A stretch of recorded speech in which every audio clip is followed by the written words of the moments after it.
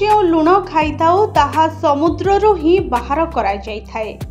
समुद्र जल एते लुणिया, एभली परिस्थिति रे प्रश्न उठे जे समुद्र रे एते लुणिया पानी केउठु आसे।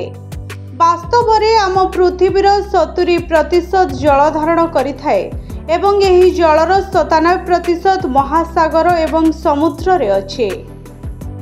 अमेरिकार जातीय महासागरीय एवं वायुमंडल प्रशासन अनुसार जदि समस्त लुण को समस्त महासागर बाहर करी भूमि रे विस्तार करा जाए तेबे एहार स्तर 500 मीटर उच्च हेब। समुद्र रे लुण केउठु आसे बोली प्रश्नर उत्तर हेउछि समुद्र रे लुणर दुईटी उत्स रहिछि। समुद्र अधिकांश लुण नदी रु आसीथाए। आसंतु आपनकु कहिबा जे वर्षा जल सामान्य अम्लयुक्त। जेतबेले एही जल स्थल पथर उपरे पड़े यह सेगुड़ी को नष्ट करि दिए एवं एथिरु सृष्टि होइथिबा आयन गुड़िक नदी देई महासागर रे पहुँचे। एही प्रक्रिया लक्ष लक्ष कोटि कोटि वर्ष धरी चली आसुछि।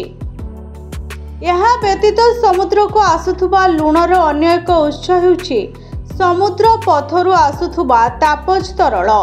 एही विशेष तरल पदार्थ समुद्रर सबु स्थानरू आसे नाही, किंतु सही गर्त एवं खालरू जहाँ पृथ्वीर भीतर पृष्ठ सहित संस्पर्श रे आसी थाए।